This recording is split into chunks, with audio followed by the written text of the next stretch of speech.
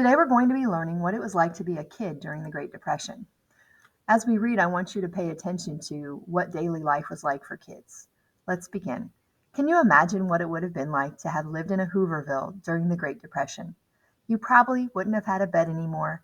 That would have been sold long ago in order to buy food.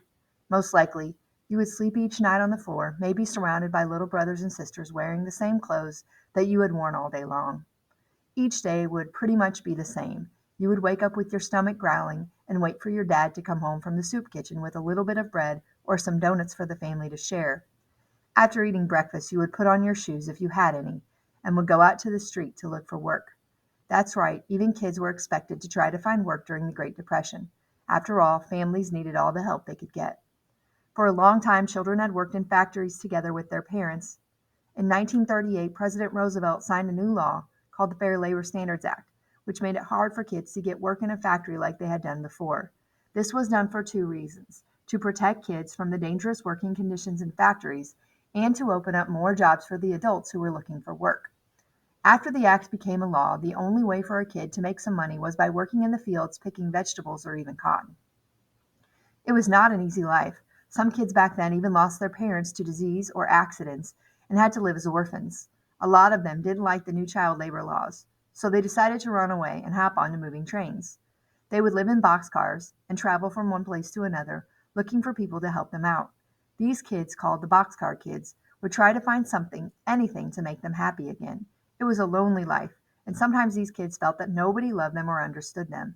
Look at what some of the kids said about living on the rails. You can see the confused emotions in their words.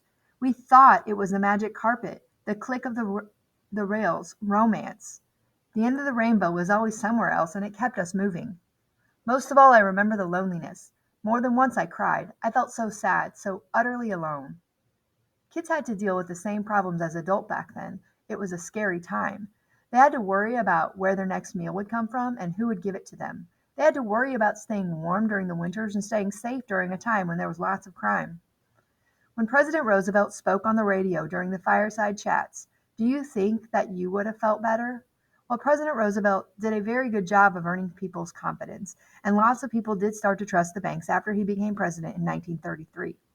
Production in factories went up after he was elected, and the rate of unemployment even went down a little bit. So things did get better when he was in charge. But what do you think was the one thing that you would really want as a kid during the Great Depression? That's right. Kids just wanted things to get back to normal. We all like having a sense of security, of knowing that we have a home and there is food in the cupboard.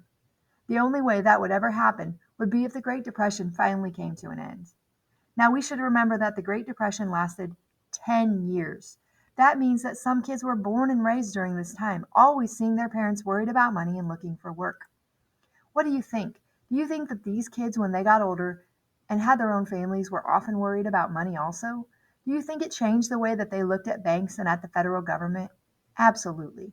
In fact, a lot of young Americans who grew up during the Great Depression never fully trusted the government or large banks ever again, even after things had returned to normal. Many of them preferred to hide their money at home or just save and save and save, never spending any money on something if it wasn't absolutely necessary.